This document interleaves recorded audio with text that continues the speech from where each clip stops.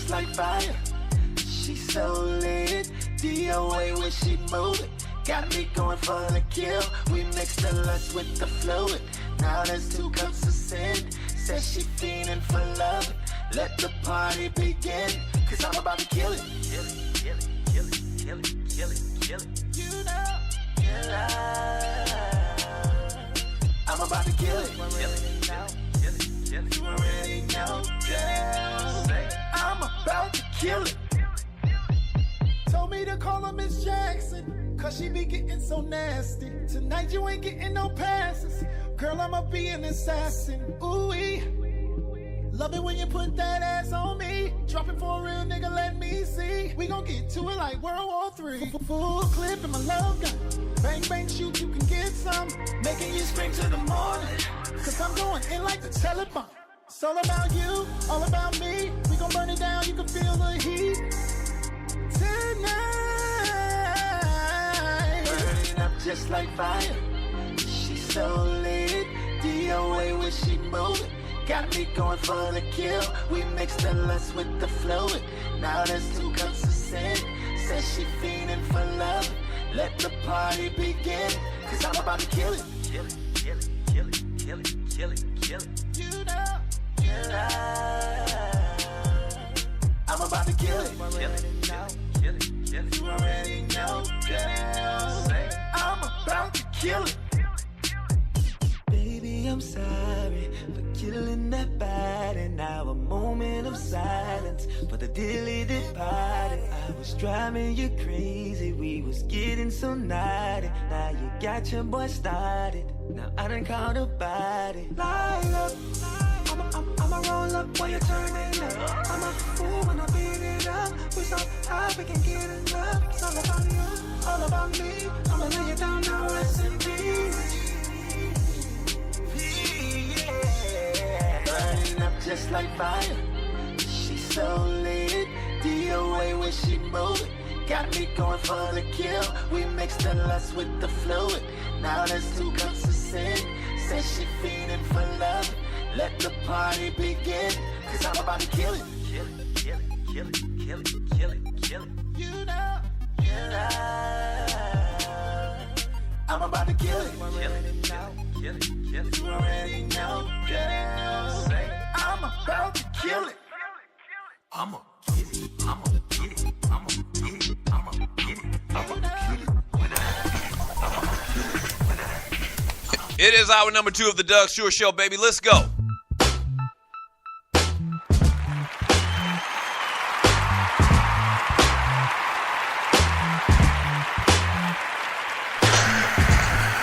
(404) 822-5467, man.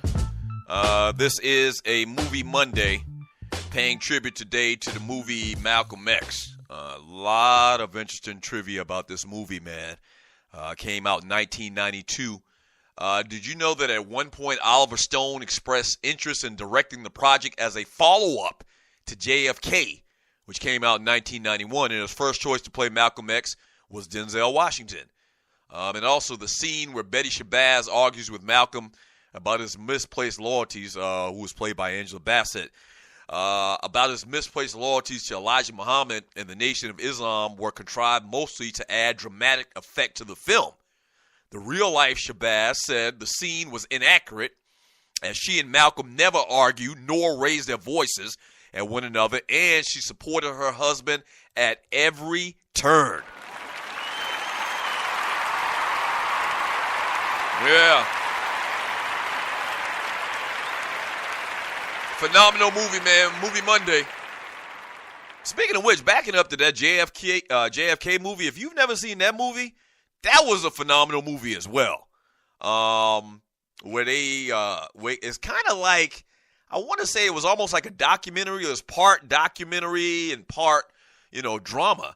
But that's an old school movie that you can throw on your list. That's probably on my top, 25 movies of all time. And I've got an actual list that I put together many, many years ago. And I think I forgot about that. Maybe I should put JFK on that list. That was a good-ass movie, man.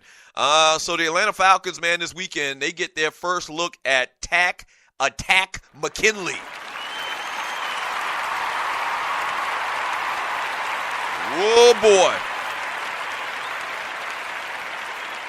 Now, he didn't get any sacks, man, but he put a hit on the quarterback. I think it was Joshua Dobbs in this particular game, man, where he's got a real quick first step. And he had the shoulder injury that he was recovering from, so this was his first action in the preseason this year. And look like him and Vic Beasley coming off that edge is going to be a problem for opposing quarterbacks, man. He got the hit on Joshua Dobbs, man, in a couple plays, just could not be blocked. And it looks like Dan Quinn got another great player to add to that defense, man. The Pittsburgh Steelers do go ahead and win, though, 17-13. Rookie running back James Conner set up Pittsburgh's winning fourth-quarter touchdown pass in the 17-13 exhibition win over the Falcons on Saturday. Joshua Dobbs once again went 10 for 19, 70 yards, 1 interception. He didn't look bad to me, though. I mean, he looked like very comfortable back there for a guy that just played college football last year. So good for him. Devontae Freeman is close to coming back from the concussion protocol, says head coach Dan Quinn. He's close to returning to the team. This past weekend as well, the Falcons had a bunch of little injuries, guys that did not play in the game. Josh McGee, he had an undisclosed injury. Julio Jones listed with a foot problem. He's had a foot problem pretty much ever since he's been in the NFL. Wide receiver Taylor Gabriel has a lower leg problem. Linebacker Jermaine Grace hamstring. Tight end Levine Toilolo had an undisclosed injury. And one last one, Martin Affetti had an ankle injury as well and did not play in the game this past weekend. The Connor kid out of Pittsburgh, native son to the city of Pittsburgh, man, looked pretty damn good. 20 carries for 98 yards. He'll never touch the field this year, though, when Le'Veon Bell gets back. But I think that kid's going to be a keeper in the NFL, man. It was big news. Remember, he was the kid that had cancer and went through chemotherapy and missed a lot of time in college at Pitt. And once again, hometown boy drafted by the Steelers and looked like he is going to stick in the NFL for many, many years. So good for him. Also, one other game before I jump in the chat on Spreaker.com and read some of your chat messages. Russell Wilson had 206 yards and 2 touchdowns in the first half, and the Seattle Seahawks suffered a significant loss to left tackle George Fant in their 20-6 victory over the Minnesota Vikings on Friday night. Speaking of Minnesota, Dalvin Cook had 7 carries for 40 yards. He looks like he's the real deal as well. And once again, Russell Wilson, 13 for 18, 206 yards, 2 TDs. He looks like he's in mid-season form. Yep.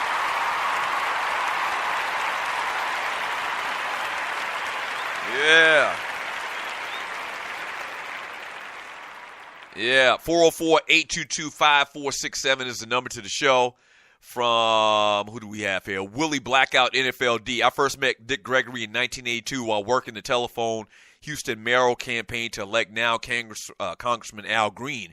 Gregory was always woke and very insightful. Yeah, Dick Gregory actually ran for president. He ran for mayor of Chicago at one point in his life, man. Philanthropic endeavors throughout his life. Actually had done a couple of different hunger strikes as well. I read this past weekend and reading all of the stories about Dick Gregory. I never knew, and I knew that he was this nutritionist and he had this Bahamian diet and he had done all these different things in the field of nutrition that he always talks about and eating right and eating these particular things. He was big in talking about water. I didn't know that he actually, I guess, in a way, practiced what he preached. Dick Gregory at one point in his life weighed 270 pounds, I read a story saying. And by doing these different fasts and these hunger strikes alongside with these particular diets that he talked about and that he preached about, man, lost a ton of weight. Every time, Dick Gregory, at least throughout my lifetime, has always been like a real slim, skinny type dude, man. But he at one point was very big and by proper dieting, man, and eating the proper foods, man, had lost a ton of weight. Wow. Real interesting life for Dick Gregory.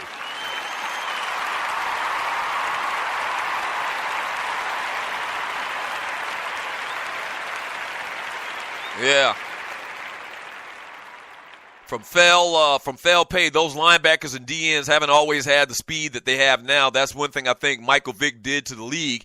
He caused teams to start scouting for linebackers and DNs that had closing speed. That wasn't always the case. Defenses are much faster at all levels now. To a large degree, I agree 100% to what you're saying. Michael Vick, that is the Michael Vick effect, man. And some of these edge rushers, like Vic Beasley, defensive ends used to be, they weren't 230, 240 pounds. Defensive ends were more like, Bruce Smith or Reggie White, guys like that were just, fast defensive tackles that could get in. Richard Dent, guys like that, man. But you're right. These guys now are smaller and quicker, and it's all about hands and technique and getting to the quarterback. And you're listening to the Doug Stewart Show. From Andre Elam in the chat on Spreaker.com says, that ninja in college, all those guys you named careers were not better than McCaffrey. Let's keep this real. The kid delivered against all competition. I'm going to talk more about Christian McCaffrey and what he did this past weekend for the Carolina Panthers here in a second. From Grego, once they hurt the tackle, the Legion of Boom started punishing Vikings players. From Rel X, he says Dick Gregory was a hell of a track star as well. I did not know that. Something else I didn't know about Dick Gregory is he was actually an alpha. He was I read this several places. I don't know where he actually pledged at, or if it was grad chapter or honoree, like an honoree of A5A or what. But I actually read this past weekend that he's actually a brother of Alpha Phi Alpha. From who do we have? KC. To a large degree, I agree 100%. Yogi Berra and Doug Stewart.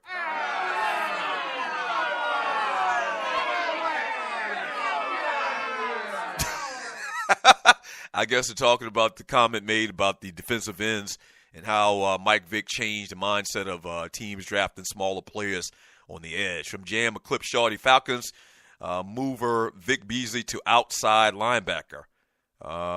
From who do we have here? Rel X. In high school, he also became a track star and showed a thirst of activism when he protested against segregated schools. He was later accepted to Southern Illinois University, where he excelled in track. And in 1954, he was drafted into the Army. Hashtag Dick Gregory. That's what's up. I did not know that.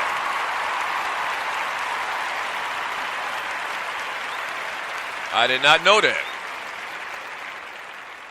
From Willie, hashtag Blackout NFLD. Isn't it ironic that Nat Turner's rebellion started in this day 186 years ago? He began planning in February of that year when he saw a solar eclipse. Think about this when you see this eclipse today. Well, I'm going to tell you what. I'm not watching no damn eclipse. I'm not even going to risk it. Period. Yeah, what's the point in that? And I actually... The last time we had an eclipse in this country, I read, was 1979, and I remember it being a big deal then. But today, man, this everybody in America is talking about this eclipse, where the moon is going to block out the sun, which should last wherever you're at, based on where you're at, no more than like 2 minutes. Nah, I'm good. I'll just watch the recap on the news.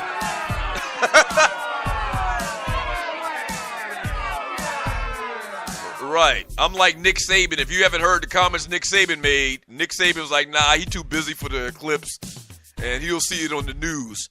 Now, I don't know about all of that. I think it is very interesting or whatever, and Nick Saban always acts like he's the busiest man in the world, But, nah, I'm not going to risk it and blinding myself for some shit that I can see recap on the local news. Just not going to do it. Period. All right, when we get back from the break, man, I'm going to jump in the chat room, man. We will read more of your messages in the chat room on Spreaker.com.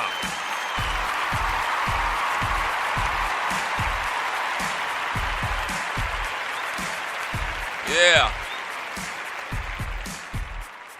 It's just one preseason game. But if you saw Tack McKinley coming off that edge, him and Vic Beasley going to be a problem. Right, that's all I can think about is, yeah, you're going to have about a half a second